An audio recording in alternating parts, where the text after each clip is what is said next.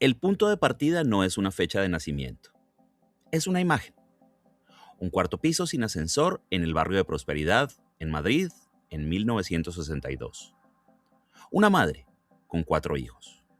Un padre, que cada domingo recita sus oposiciones para catedrático, mientras ella controla el tiempo. Esa escena contiene todo lo que vendrá después. La disciplina, la espera, la medición del esfuerzo. Los domingos en esa casa tenían un ritual. El padre, de pie junto a la mesa, repetía en voz alta el temario. La madre, con el reloj en la mano, cronometraba. Los hermanos esperaban en silencio. Y ese ritual se repitió durante años. En 1966, el padre consiguió la cátedra de Patología General en la Universidad de Zaragoza, y la familia se trasladó. Pero lo que quedó grabado en la niña no fue el éxito final, sino la constancia de aquellos años de preparación. La idea de que el conocimiento se conquista a base de repetición y de paciencia. También la idea de que el esfuerzo puede durar toda una vida, sin que la meta se alcance. Paloma Sánchez Garnica es la menor de 4 hermanos, detrás de 2 varones y de una hermana 8 años mayor que ella. En una familia numerosa, los recursos se reparten con criterios que no siempre son justos. Ella misma lo cuenta sin dramatismo. Aprendió pronto a pasar desapercibida, para evitar los ataques que le correspondían por ser niña. Y peor aún, la más pequeña. Años después, en una entrevista, recordaría que la experiencia de ser la última de la fila, la que siempre espera su turno sin saber si llegará, es una de las sensaciones que mejor conoce. Esa paciencia forzada, esa capacidad de esperar sin reclamar, se convertirá en una herramienta inesperada. El barrio de Prosperidad, entonces, era un barrio de clase media trabajadora, de apartamentos sin ascensor, de familias que estiraban el presupuesto. En ese cuarto piso, la niña aprendió pronto lo que significaba estar al margen, observar sin participar, esperar sin reclamar. Esa posición periférica, la de quien mira desde dentro pero no ocupa el centro, será una constante en su mirada. No lo sabe entonces. Lo descubrirá décadas después, cuando empiece a escribir. En Zaragoza, en el Colegio de las Escolapias de Ruiseñores, descubrió que la lectura tiene un poder. Los libros de Enid Blyton, Los 5, Los 7 secretos, la acompañaban durante horas con historias que vivía con pasión, sin necesidad de salir de su habitación. Pero no era una evasión, era más bien una conquista. Mientras el mundo exterior le asignaba un lugar secundario, las páginas le ofrecían otros territorios. El colegio de las Escolapias no era especialmente estimulante para ella, y lo reconoce sin problemas. Ni las monjas me soportaban, ni yo me soporté a las monjas. Durante aquellos cursos tuvo la suerte, no reconocida por ella entonces, de leer y de estudiar a los clásicos. Lecturas obligadas, que años después, al releerlas, se convirtieron en el cimiento de su formación. La literatura que la forma no siempre es la que se elige. A veces es la que se impone. Esa habilidad para leer sin amor previo, para encontrar sentido en lo que parece árido, será la que después aplique a su vida. Los libros de aventuras le ofrecen horizontes abiertos. Los clásicos le ofrecen densidad, la certeza de que el mundo no se entiende con una sola mirada. Ambas cosas son necesarias. Hay una enseñanza que extrae de aquellas lecturas forzadas. La literatura no tiene que gustar para ser útil.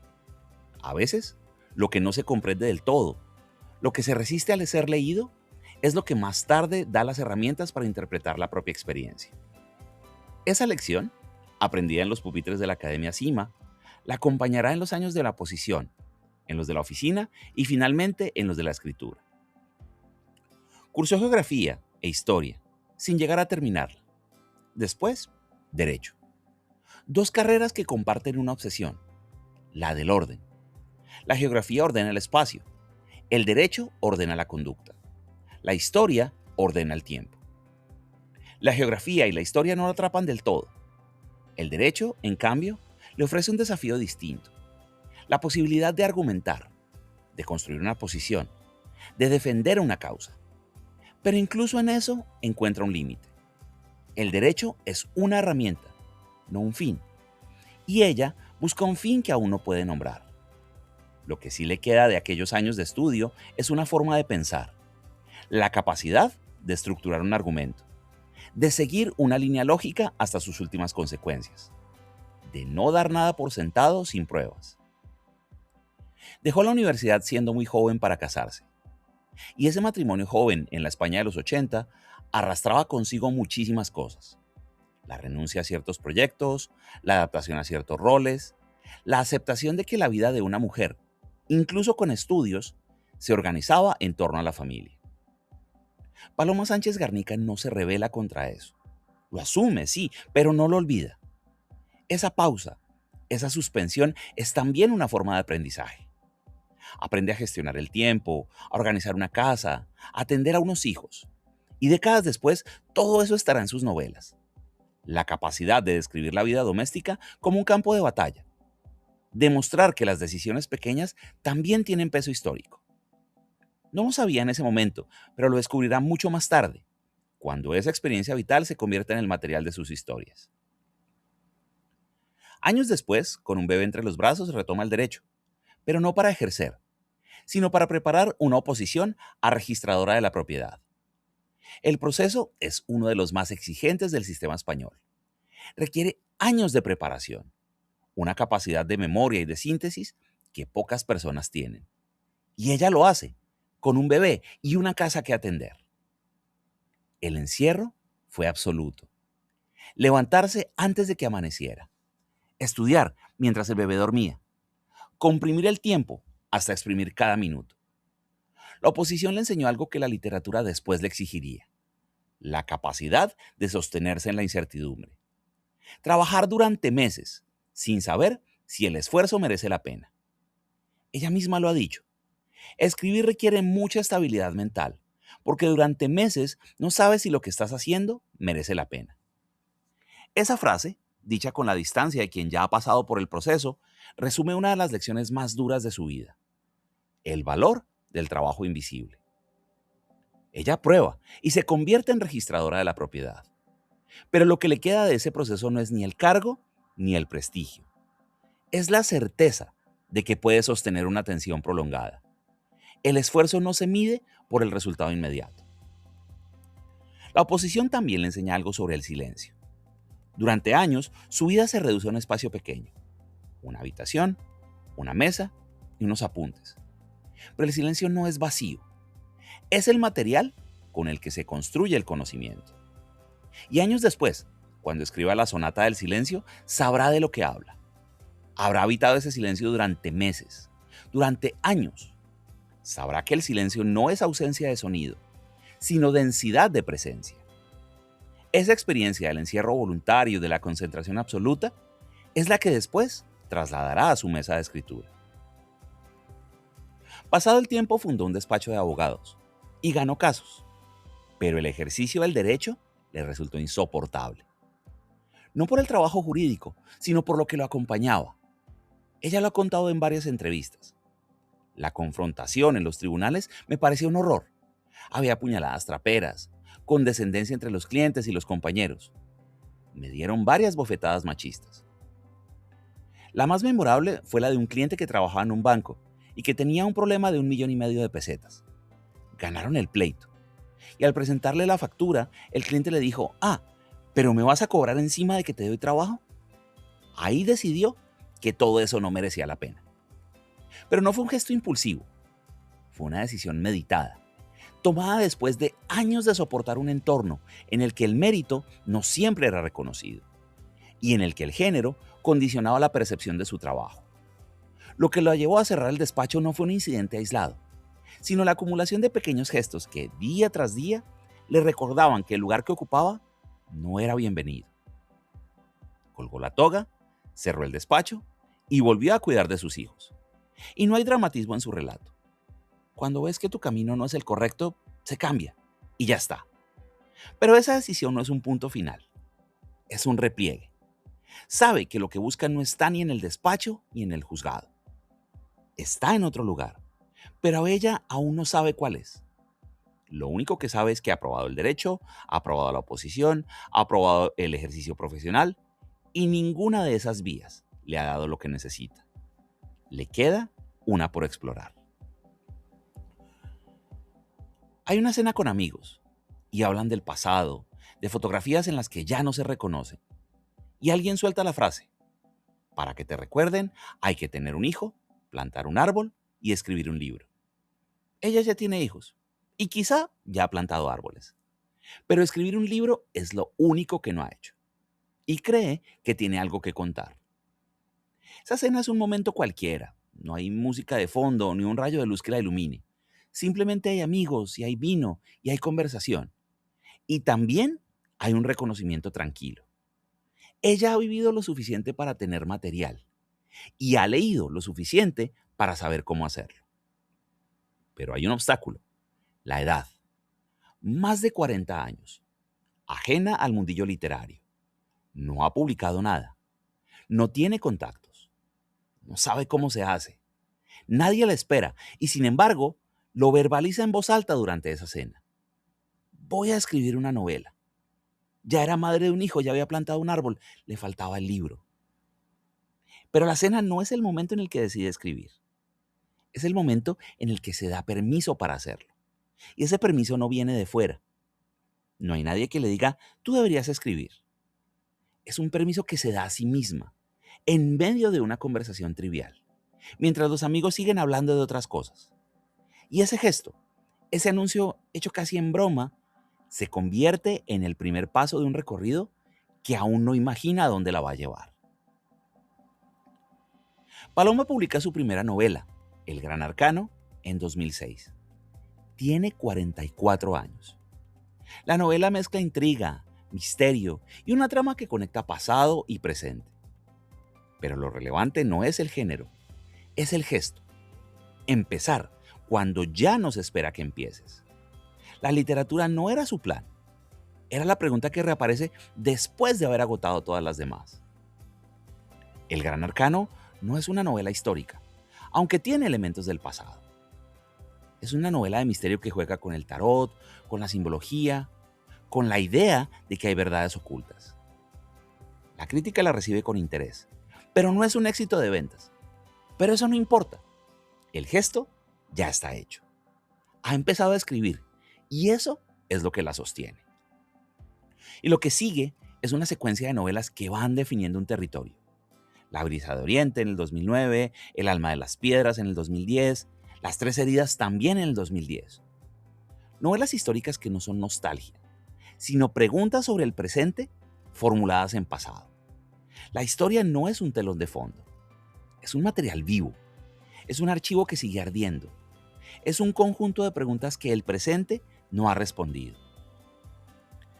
Cada novela explora una zona distinta: la guerra, la posguerra, el exilio, la memoria, pero todas comparten una obsesión: las vidas que no caben en los relatos oficiales, las personas que toman decisiones en la penumbra, las mujeres que sobreviven sin que nadie las nombre.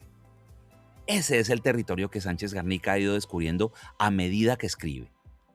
No lo sabía cuando empezó, lo aprendió en el proceso, novela a novela, página a página.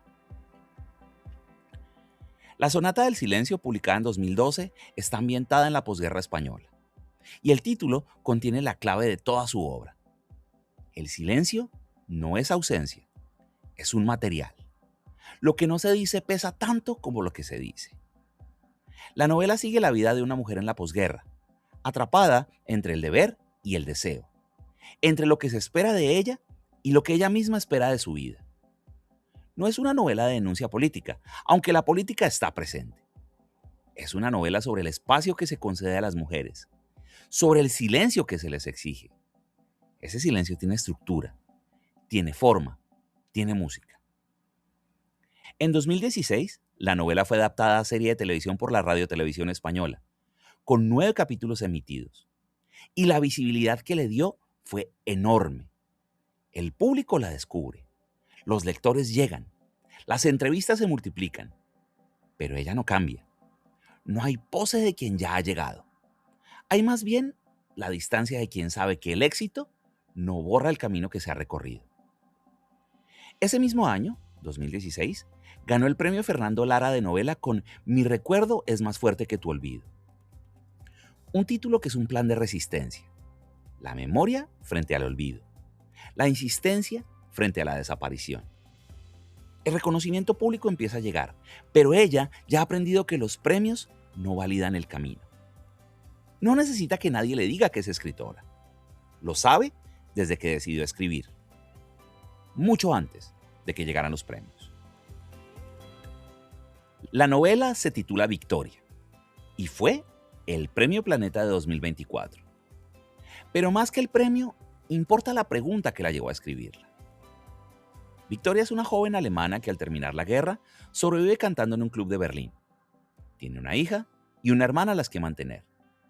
También tiene una mente prodigiosa. Es física y matemática, capaz de descifrar códigos. Y esa habilidad la convierte en un activo en la Guerra Fría. Y un activo en la Guerra Fría no puede elegir su bando. Sánchez Garnica ha dicho que le interesaba mostrar cómo la semilla del odio no solo germinó en la Alemania nazi, sino también en el sur profundo de los Estados Unidos, en el macartismo y en la Casa de Brujas. La novela se mueve entre el Berlín de la posguerra y la América de los años 50, entre el espionaje y la segregación racial. Pero la novela no es un tratado político. Es una historia de secretos familiares, de heridas heredadas, de una búsqueda de identidad que no termina. Victoria no busca la verdad, simplemente busca salir adelante. La criptografía, el canto, la locución radiofónica son máscaras, son estrategias.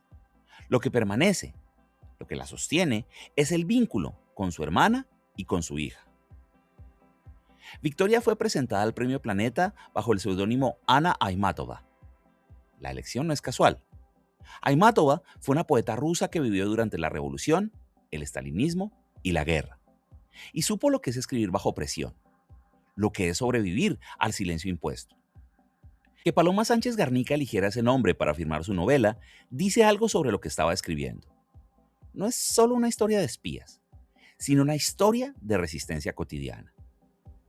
Victoria no es un nombre de victoria, es un nombre de supervivencia.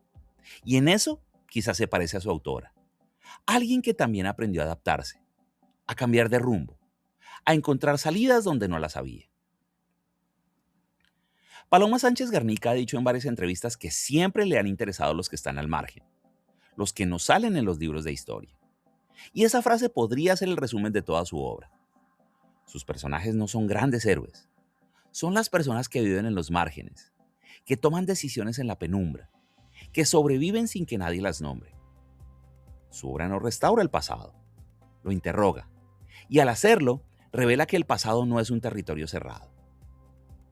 La historia oficial está hecha de nombres, fechas, batallas, tratados, una línea de tiempo que va de un punto a otro, con ganadores y con perdedores. Pero lo que queda fuera de esa línea es inabarcable. Las vidas cotidianas, los miedos pequeños, las decisiones que no cambiaron el rumbo del mundo, pero cambiaron el rumbo de una persona. Ese es el territorio de Paloma Sánchez Garnica. No es la historia que se cuenta en los libros de texto, sino la historia que se vive en las cocinas, en los pasillos, en los silencios entre una guerra y otra. Hay una escena recurrente en sus novelas. Alguien que toma una decisión en la penumbra, sin testigos, pero esa decisión no cambiará la historia. Cambiará la vida de esa persona y de las que vienen después. Eso es lo que le interesa. No el momento en el que se firma un tratado, sino el momento en el que una mujer decide no decir lo que sabe. Y esa es la grieta que abre. No está en los documentos que se firman, sino en la certeza de que hay verdades que no arreglan nada, que no todo el dolor tiene una explicación, que no toda la injusticia tiene una reparación, y que en esos casos el silencio no es cobardía, es una forma de habitar el mundo. Hoy, Paloma Sánchez Garnica, desde la visibilidad del Premio Planeta, sigue escribiendo. La registradora de la propiedad que un día, durante una cena con amigos, comprendió que todavía le faltaba algo por hacer, que cerró un despacho de abogados porque no soportaba la condescendencia, que preparó una oposición con un bebé entre los brazos, que aprendió a leer en una biblioteca de colegio religioso, que creció en un cuarto piso sin ascensor en el barrio de Prosperidad. Todo eso está en sus novelas, aunque no se nombre. no como una autobiografía, sino como material, como archivo, como el lugar al que se puede volver una y otra vez, porque nunca se termina de entender del todo. Cada mañana ella se sienta frente al escritorio sin saber cuál será la siguiente historia. No hay un plan definitivo. Hay líneas que se van trazando a medida que se avanza. Y mientras haya líneas que dibujar, habrá preguntas que hacer. En una entrevista reciente, cuando le preguntaron qué hacía después de ganar el planeta, respondió que seguía levantándose temprano, sentándose frente a la computadora y escribiendo. Que el premio no había cambiado su rutina. Que la incertidumbre de la página en blanco seguía siendo la misma. Esa respuesta, dicha sin énfasis, es quizá la imagen más fiel de su trayectoria. Una mujer que aprendió a vivir en el encierro, que soportó la condescendencia de un mundo que no la quería en el lugar que había elegido, que dejó el derecho después de haber probado su oficio, que atravesó la oposición y el matrimonio joven, y que al final encontró en la literatura no una vocación, sino un lugar donde todas esas preguntas podían por fin formularse, sin necesidad de respuesta. El cuarto piso sin ascensor, la niña que aprendió a pasar desapercibida, el despacho cerrado, los años de silencio. La última imagen no es la de una escritora consagrada, es la de alguien que sigue escribiendo, sin saber muy bien a dónde la llevará la siguiente página. Y esa incertidumbre, después de todo lo recorrido, ya no es una amenaza. Gracias.